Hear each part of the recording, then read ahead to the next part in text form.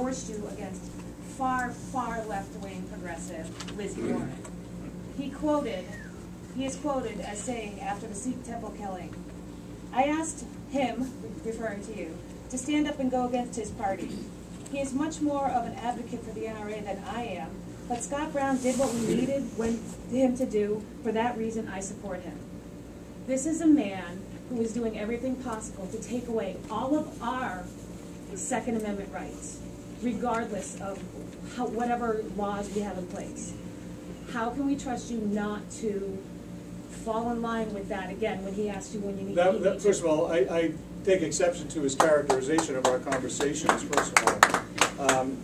I was a little surprised he endorsed me, quite honestly. It kind of came out of left field. That being said, he's supporting Senator Shaheen. I'm $5 million into the state already. We can talk about what happened then, and we can talk about what's reality and what's happening right now. And that support is not there, and nor do I expect it to be anywhere near here.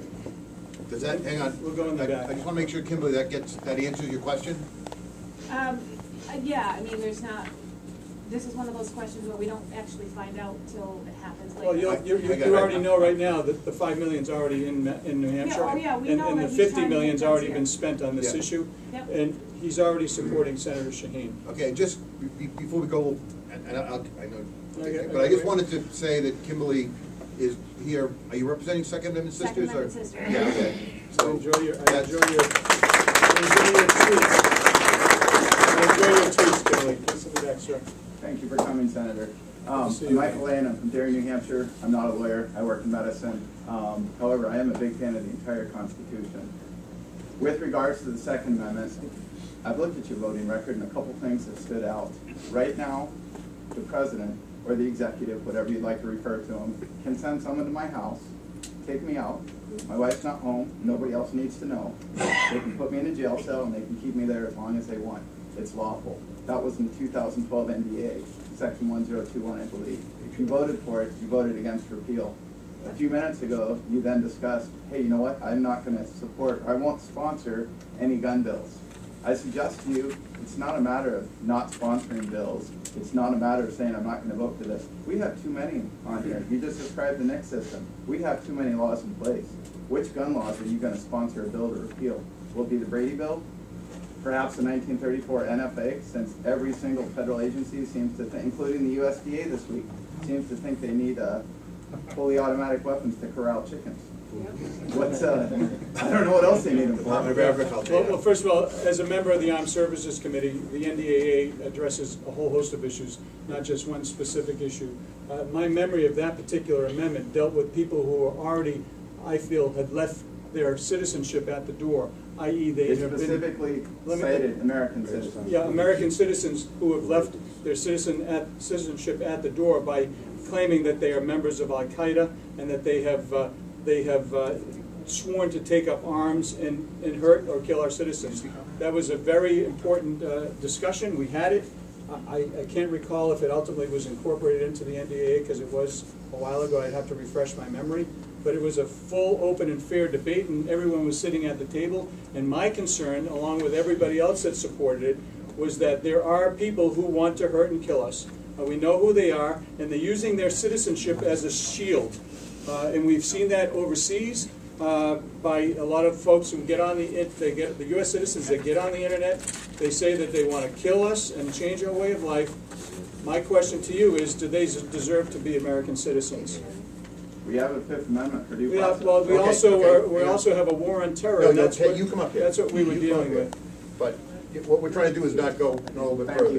And there was a question right back. I just wanted to ask you if you wanted to comment. Yes, sir. Yes, Senator. George Oliver, State Representative. Yes, Rep. Thanks for your service. Do you want to? I was listening to Howie Carr a couple of weeks ago. Yeah, Howie, yep. Yeah, he kind of likes you too. Okay. However, you were asked a yes or no question several times regarding a large capacity magazine, 30 round. I answer the magazine. I have no issues with regard to large capacity magazines at all. I'm already on record on that. However, the question was asked yes or no. and never was answered yes or no. Listen, I'm not going to be pigeonholed to say yes or no. I'm telling you right now, and I've already been on record, and I said it on that show. He asked me, do you have any issues with large capacity or different capacity magazines? I said, no, I don't care. It doesn't matter to me. It's not even in the conversation. I'm not quite sure how else to say that. Maybe I can just, and then Ted, I'll call you. So what you're saying, so I can clarify it for everybody, is you don't care if you have a 100-round magazine, 200-round magazine, 40-round magazine, 30-round magazine. American citizens should be able to own any capacity magazine they wish to own. Let me tell you what I say, which is what I just said. I don't have any. I don't care about magazines. Obviously, anyone who has a 100-round magazine, I have to be honest with you, I don't think I've ever seen that. I don't think it's. I don't think it's something that's necessarily viable. I think a 10 to 20 clip magazine to get in and out is the more functional way to fire. But if you wanted one, you don't care. Listen, I already said I don't care. Okay. I don't know what else to say on that. That's what I'm trying to get to. Okay, Ted, did you want to? I just want to ask you one more question. This is kind of a odd question. Tyranny of the government. Okay, how do you feel? I know you've been out of Washington for a little while. It's been about a year and a quarter. How do you feel about the so-called buildup of UN troops armed in military bases across the United States that are supposedly closed? Let me take it a step further, if I could. I have deep concerns about groups like NOAA. It's the going into fishermen's places of business, locked and loaded, arresting people and taking their catch. I dealt with that issue right face head on, dealing and representing the fishermen. The IRS, Homeland, having the ability to basically have squadrons of men and women ready at a moment's notice to do whatever. I have deep concerns about that. When it comes to the tyranny aspect of UN, listen, is there a role for the UN? Sure. I voted against the UN treaty. Not here, there's not here. Excuse me? There's not a role for the UN here. I wasn't talking about here. I was talking conceptually. Right. Unless you want us to be the world's policeman, to go into every single place, there is a role for the UN forces to go in as peacekeepers, especially when you're dealing with natural emergencies and natural disasters, to keep the peace. With regard to them coming in here and having any type of jurisdiction or superiority over our men and women who are serving, absolutely not. I believe in the chain of command. I am a strong believer in that. I'm a colonel. I understand that role. And while I may not agree with the president on everything, he is the commander-in-chief. I will treat him with the due respect that it deserves. However, if there is I'll tell you, even take it a step further. The executive orders that the president has been issuing, especially when it comes to Obamacare, I think are completely inappropriate. I've called him out on it. I've called for Eric Holder's firing. I've called for Shinseki to resign. I've called for Lubchenco, the head of NOAA, to be fired or resign. I have had no problems, whether it's on Fox, whether it's in public, whether it's in my own home, calling and questioning authority. I will tell you, when the president gave the order to go after bin Laden, I congratulated him because I thought it took some guts to take the order, and then I also congratulated the men and women that were involved in that operation to make to let them know how I felt as well. Okay, this young lady has a question, and then we'll go to the back. Hi, Ann Cochran from Alstead, New Hampshire. I was wondering, what you've been talking how you oppose these things, but you haven't given us one way in which, are you going to call for a hearing to impeach the president with his unlawful, unconstitutional executive orders? Thank you. Yeah. All these hearings that mean nothing. No one down there is actually doing something. Why don't you have hearings on whether or not he's a traitor and he's doing things unconstitutional, and then impeach him? Well, first of all, that starts not in the Senate, in the House. So first of all, that's something they're holding hearings on Benghazi. I think they're effective. Like Senator Ayotte, were inquiring. Hillary Clinton was sitting right there and said, ma'am, did you or did you not know that there was an attack? Okay, clearly we're being misled in Benghazi. When it comes to the actions of the president, let's be realistic here. The election is in 2016. the best way to have that check and balance against the President of the United States right now is to have a Republican Senate. And then, by the time things go, it's not going to happen. So what's the next best thing? The next best thing is to take over the Senate and have a Republican president in 16. That's how it's going to turn out. Well, then I would encourage you to call Annie and our Congresswoman to they won't listen to us. well, I'm here listening, and I've held hearings, and I've participated in hearings, and I've grilled people, and we've actually, I'll give you a perfect example. I went to serve in Afghanistan and learned about the fact, and you would know this, that when we deal with some of these entities, the Haqqani Network and Al-Qaeda, and we find out that they're actually building the roads and we're paying them, guess what? We had no ability to terminate those contracts. Can you believe that? And if we terminated the contract, they would sue us in federal district court. So Senator Ayotte and I worked together through the NDAA, and we worked through the amendment process. We filed legislation. We held the feet to the fire, and guess what? Now we can terminate the contract. Now we can get our money back. Now that money's not going to go to kill people like you and others who are serving in those hot spots. So there is a process, and yes, democracy is messy. Yes, the Senate is dysfunctional. Yeah, we are a democracy. We live in the greatest country in the world, man. Representative republic. Hang on. Yes, we can get technical. That's fine. I understand that, but we live in the greatest country in the world, and we're in trouble. There's a dysfunctional Senate right now. They don't talk. They don't work together. They don't care about our interests. You can ask a question later, but I can see where this is going. No, it's great. I want to know it's if fine. you This is propose If you guys are okay with that, No, to impeach- give us back our rights instead of taking away our, trying to take away our constitutional Unfortunately, rights. it's a different process that needs to go through a different place. You can Yes, ask sir. another question later. I'll let you back. It's fine. Thank My you. name's Steve Stefano. Yes, Steve, I know what thought. That's you. Born in Manchester. I got out of bed this morning in the same room my mother brought me home from the hospital 65 years ago. She's coming out of this. And we all have a lot of questions on our mind about you, Mr. Brown. That's why I'm here. I'm trying to think of the best question to ask so that we can really believe you. And I think this is the question. It's a two-part question. What were you thinking in the aftermath of Sandy Hook when you jumped on the bandwagon and voted for an assault weapons extended magazine ban? What was going through your mind? Well, first of all, let's correct the record. I did not vote at all. There were no votes. That was a question that was asked of me. You supported. Okay, so let's deal with the facts. And the fact You is, supported.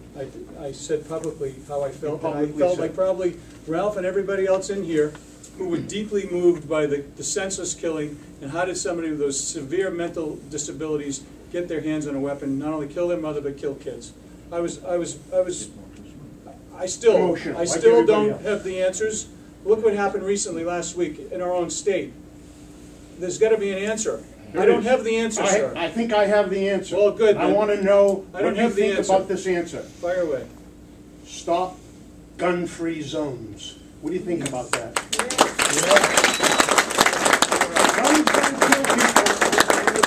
Gun-free zones kill people. Yeah, I've never- You want to stop a bad guy with a gun? Get a good guy with a gun. I have no problem. I'm done. If that was your tough question, and if I answered it, first of all, I said, didn't vote on it, told you how I felt in this issue. On gun-free zones, I don't disagree with you. I think that people should have the ability to So carry you their will arms. propose legislation I'm not proposing when any you new get legislation. elected. When you get down to the Senate in Washington, I'm not you're going to proposing propose any- legislation to eliminate gun-free zones. I thank you. I am- And we all thank you. Give a round of applause. Steve, can I answer the question, please? I don't think he said he's going to propose. I said, I'm not proposing any new legislation. However, what I said is if, in fact, you and others have something like that you want, I would love to come down with your attorneys, with Senator Ayotte, sit down and figure out a solution, because I don't have all the answers. A lot of those are driven state by state, as you know. Okay, the states and their legislatures deal with these issues. It's not necessarily a federal issue. Okay, so I think you need to take your battle to the State House right away. We do. Okay. Yes. Okay, We have somebody who hasn't asked one? yeah, go ahead, somebody over here. Sir, One of you. just right there with the glasses. Just to follow up to his question, what about those gun-free zones that are a federal issue? What about post offices, other federal buildings? Yeah, once again, I'd have to do more research on it. It's not something I've had any opportunity to work on or vote on. I'd like to get your input and others, and find a solution. Work on coming up with an answer. I don't have the answer on that right now. I will tell you that Senator Ayotte is in agreement with you that we should just stop that. Follow to that. Yeah. And I guess my sentiment toward that is those are the whoops, you're a felon laws, right? I walk into my post office 2 or 3 times a week. I carry most of the time. I really don't pay attention to the fact that in my errands, the post office is one of those errands, right? And that's one of those whoops, you're a felon. And that is the problem with those types of things. Point well taken. It's not something that I've had an opportunity to even discuss or deal with. It's never come up. Sir, you haven't asked a question. Schools. Oh, right, okay. Phil Chaplin from Stratford, New Hampshire. And I'll start with... Sorry, I'm just trying to sorry. listen here. Yes, sir. Phil Chaplin from Stratford, New Hampshire. I'll start with a little support. I was born in Quantico Naval Hospital. That tells you a lot. 3 generations of military officers in this modern world. While I spent every summer in New Hampshire, like yourself, at my grandfather's, never lived here until 2 years ago when I bought that property from my parents. But sure enjoyed driving around in Hawaii with New Hampshire plates when I was a teenager. But to answer the prior question and the earlier one about the NDAA and ability of the government to come into our homes, I think we go to the deeper root. You being a lawyer, I assume you can articulate a position on prior restraint in the law. And this also comes to the issue of the law-abiding citizens being penalized for the acts of others. What's your view on prior restraint? Well, first of all, some of the issues that NSA, the NDAA, they were all made with the best of intentions. We have these credible laws that were once credible and now kind of creepy. They've crossed the line because of a lot of the actions of the administration. And let's be honest, by not only going after reporters. I don't need to recite the litany of everything, but my memory, and I have to go back because I do have my records and check the conversation on that particular amendment, but it was debated for a good day. And the thing that swayed me is that it was clear by what they were doing, what we were discussing, that it was never meant to be addressing and affecting ordinary citizens. The key to me was the people who traditionally are overseas, who have, I felt, left their citizenship at the door by basically saying that they are going to kill American citizens. They hate America. There is a mechanism, obviously, to take away their citizenship. I have said that we should do that for those individuals. Common sense needs to prevail. We need to find a balance to not only keep our country safe and secure, but also protect the rights and freedoms of everybody. Because there are people, as many people who have served here, that want to kill us. They want to change our way of life. We see it every day. We have to find a balance. I don't know what that balance is. I know that I try to be informed, and I try to get that. I try to get the information so I can make an informed decision along with the other 99 people down there. It was not done haphazardly or without proper discourse and discussion. Sir, you had something to add? Sure, I know how to stop terrorism in America. It's easy. John Pershing did it 100 years ago. Take your dead terrorist, Boston Marathon bomber, bury him in a casket full of pig's guts, and put it on YouTube. You won't see any more terrorism in America. Oh, he didn't get 72 virgins. Listen, I pass a law for that. With all due respect, I don't agree with that. But I do believe. But I do believe that Boston bomber should be getting the death penalty after he's tried legally. The one who's already dead. I'm not talking about him. I'm talking about his brother. He's talking about flashbang, not he should be obviously tried and if found guilty, he should face the death penalty. That's our law, and that's what I would support. There's a couple of For him, that's not a haven't penalty. asked questions yet. Yes, Still sir. gets 72 versions. So I'm going to come back. You get your I just wanna turn, give other you just gotta people- wait till everybody has a turn. You've had four. You want to get one with one, okay? That's what counts. My name's Dennis Hamill. I've lived for the last 31 years in a place I refer to as the People's Republic of Henniker. They have a great brewery there, though. Dave Courier does a nice job with his porter. We'll leave that at that. I worked very hard to structure a question where I could get as much information from you as I could. And to do that, I made a couple of assumptions. The assumptions at this point become my question. And if I could, please, I'd like to make my point after we clear up the assumptions. My first assumption for you, Colonel, was that you have not applied for or received the license to carry a concealed firearm back home in Massachusetts. Incorrect. Incorrect. So you've been through that process. I had it, and it expired, and I've applied about a month and a half ago here. The references have gone out. I'm waiting for the references to come back. Okay, that was my second assumption, that you just hadn't done got it here. Well, you're 0 for 2 then. That's okay. I'm over 2 on the assumption, but that part's okay. Because actually what it did was, the reason for the assumptions was to give you the benefit of the doubt when it comes to reciprocity as to what the requirements are and what the law should be. Now, you've a couple of times tonight in your diffusing efforts here have said, It's answering honestly. no, yeah, but let's face it, Senator, you're trying to put the best spin on it possible. Trying to We answer don't need your to argue questions about that. honestly. We don't need to argue about that. The point is this. You went through the Massachusetts process. Therefore, you are aware, which I was giving you the benefit of the doubt that you were not aware, that Massachusetts has a deny first point of view when it comes to firearms licenses. Permit to Massachusetts, but license in New Hampshire. Okay, the constitutionalists told me not to say All right, permit. got it. Go ahead.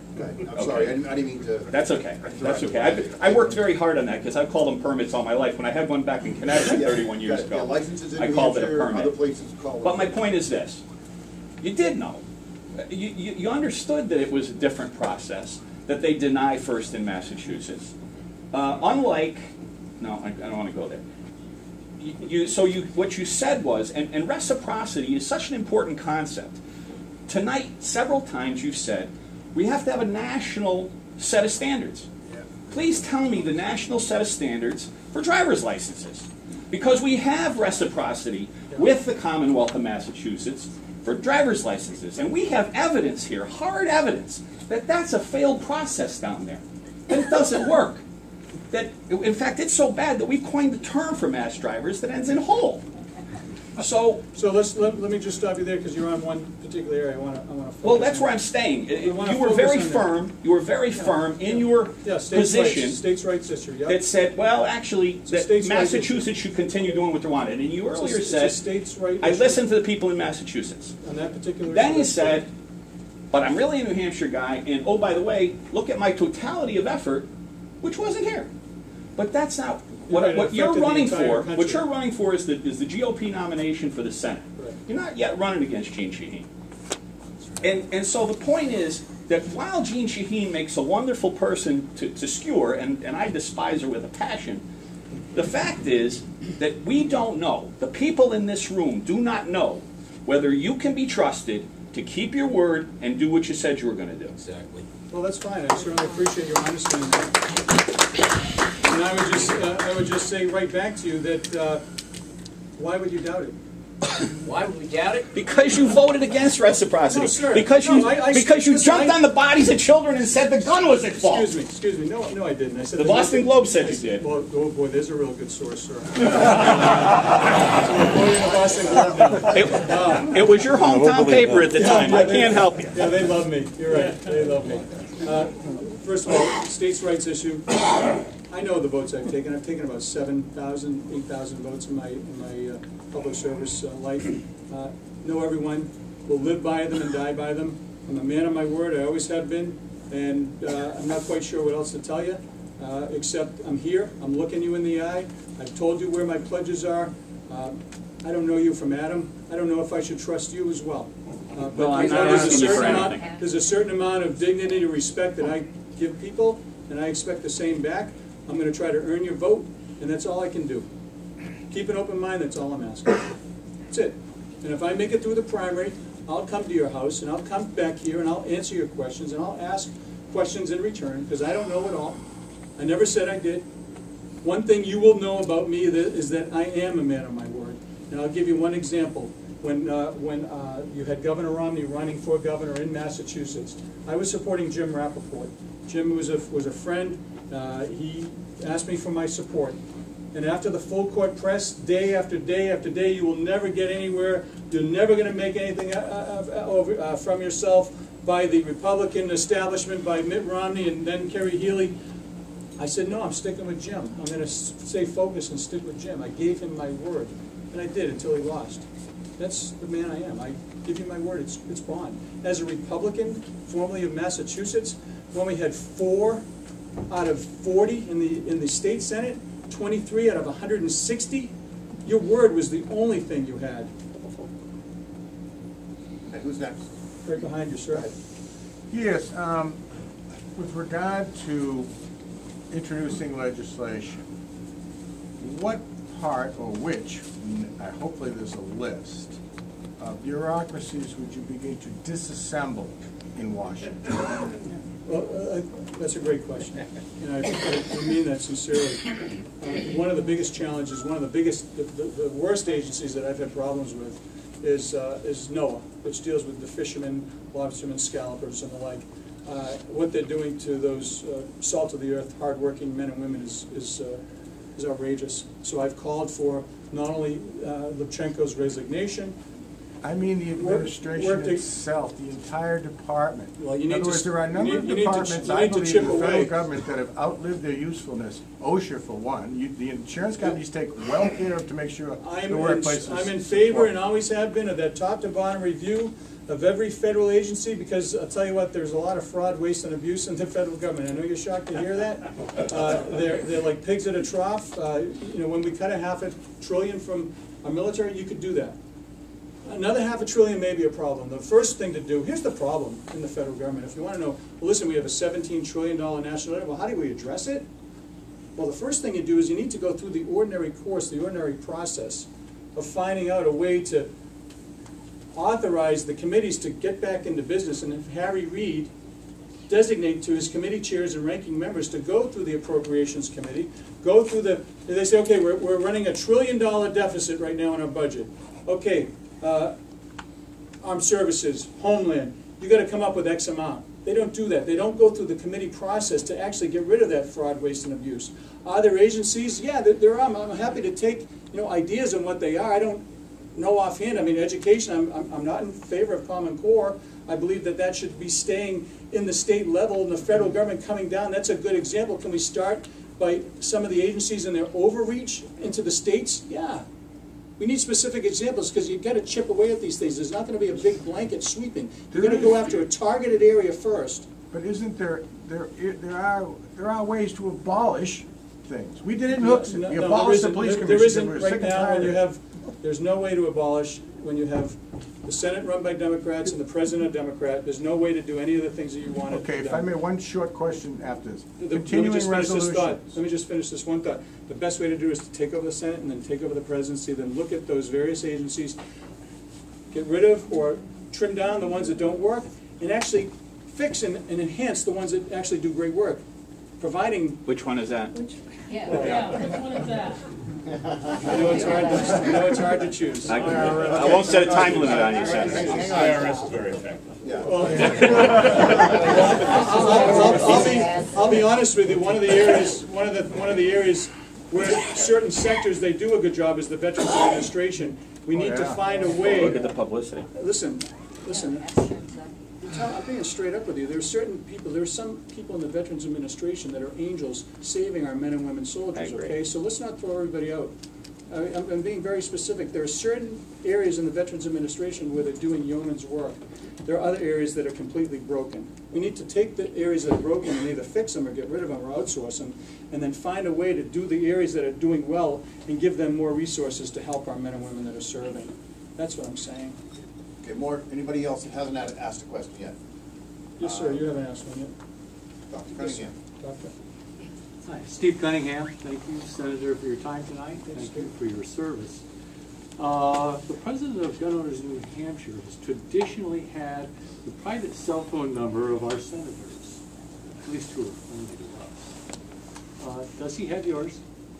I butt dial him regularly, actually. Yeah. Can you call it now and see if he answers it? I butt dialed him like 4 times one day. My wife was getting jealous. That's so too yes. much information.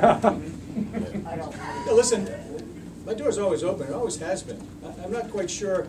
You know, you can argue, oh, you know, you got I have a 91% lifetime average, and I take the totality of my service, totality of my marriage, totality of my kids and their upbringing, totality of my military service, totality of my voting record, to single out and cherry pick 1 or 2 votes. Always willing to keep an open mind, always willing to have you at my table. You want my personal cell phone, you're welcome to have it. Just call before 10. Couple more. Yes, sir, in the back. You're new, just came in. Well, I confess I was born in New York and I work in Massachusetts. I live in New Hampshire. Appreciate you coming here. I'll give you a softball question. I was in your former state back in '84, chaperoned for some kids at a summer program in UMass Amherst. And while I was there, my wife and I went and talked to one of the professors. And I hadn't met him before. We exchanged a couple of letters. And toward the end of the conversation, after we pretty well disposed of gun control laws, which me and his people have done a lot of research on, I said, well, can I still cite your work as coming from a certifiable Eastern establishment liberal university when your conclusions are so conservative?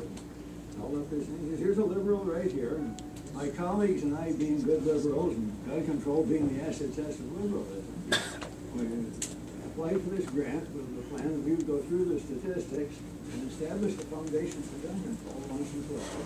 And we found out instead that there wasn't any. It was 1984, 30 years ago. And I've wondered for all these years why the liberals in politics and the news industry won't listen to their fellow liberals in academia.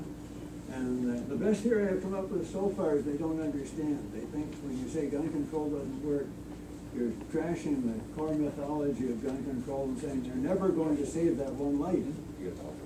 That's not what we're saying. We're saying on balance, trying to do that. Can you ask a question?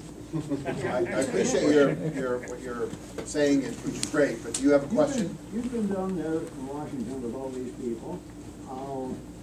Is there any hope for some of them? They'll eventually listen to you. Get enough of this. Listen, I'm not going to lie to you and say that everything's great down there, because it's not. It's broken. It's dysfunctional. I was there for 3 years, like a week under 3 years, and I went down there with one thought in mind. And if you remember correctly, a lot of you folks helped. Maybe the 41st senator that allowed us to go back and stop the supermajority that the Democrats had when they were ramming through everything, including Obamacare. Senator Shaheen was responsible for that. When I got there, they made sure that they did not take up and protect your health care, your doctors, your nurses. They voted against every amendment to protect your health care. I told people what was going to happen. The seniors' Medicare was going to get cut $750 billion. Medical device tax was going to go into effect, crush our medical device industry. You were going to have business mandates and other mandates coming in that were going to crush businesses. By the way, that's after the election. We have problems with those types of things. I'm not going to mislead you and say that I have all the answers, because I don't, but I do know that when I was there, we did do insider trading. It was a result of the 60 Minutes piece that you probably saw. Nancy Pelosi, Kerry, others who were trading on non-public private information. And it was a result of me hanging around after the State of the Union and the president walking up and remember he said, if you send me an insider trading bill, I'll sign it tomorrow. Well, guess what? I had one. It was already through committee. And it was sitting on Harry Reid's desk. And I said, Mr. President, I have an insider trading bill. It's on Harry Reid's desk. Please tell him to get it out. He said, I will. I'll tell him to get it out. Well, guess what? But not for him being mic'd up live with Fox National News. That never would have happened. But we got that done. It was messy, but we got it done. Passed 97-3. We did the Arlington Cemetery bill. We did the crowdfunding. We did the no contracting with the enemy bill. We did the things that I think mattered. I read the bills, folks. I didn't do what Gene Shaheen did. Will you please turn off the tape recorder? Sure. You've had it on like for an hour now.